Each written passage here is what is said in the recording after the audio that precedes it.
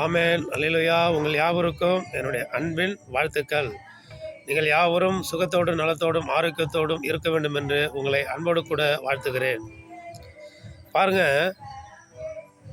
திருமணம் நடக்கிற அந்த காரியத்தில் ஆண்டவர் சொல்லியிருக்கிறாரு, கணவனும் மனைவியும் ஒருவரை விட்டு ஒருவர் பிரியக்கூடாது அப்படின்னு சொல்லி.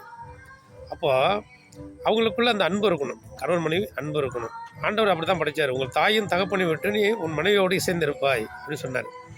இப்போ திருமணம் ஒரு உடன்படிக்கையில் திருமணம் நடக்குது. கணவனுக்கு மனைவி, மனைவிக்கு கணவன். அந்த உடன்படிக்கையை அவங்க மீறினாங்கன்னா என்ன பண்ணுறோம்?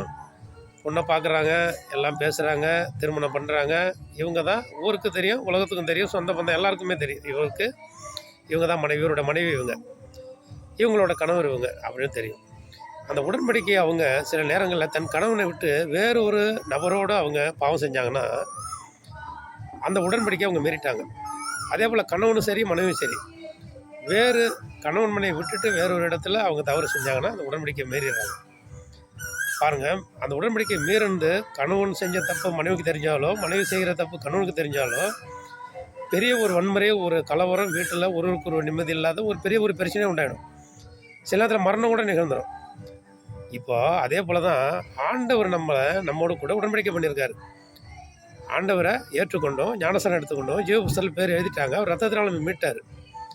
இப்போ ஆண்டவருக்கு விரோதமாக நம்ம பாவம் செஞ்சால் ஆண்டவர் ஒரு தரம் 2 தரம் மன்னிப்பு கொடுப்பார். தொடர்ந்து செஞ்சால் என்ன பண்ணுவார்? மரணத்திற்கு பாத்திரமா நம்மளும் ஆகிடுவோம். உண்மை தானே? அதனால தான் என்ன பண்ணிடுறாரு, அவருக்கு கோபம் உக்கரம் அதிகமாகிடுச்சுன்னா, அவர் உடன்படிக்கையை மீறிட்டோம்னா நம்முடைய உயிருக்கும் என்னது கேரண்டி கிடையாது. அதனால் அவருடைய பலத்த கருத்துக்கள் அடங்கியிருப்போம். ஆண்டவர் சொல்லுகிற பிரகாரம் நம்ம நடப்போம். ஆமென் அல்லேலூயா.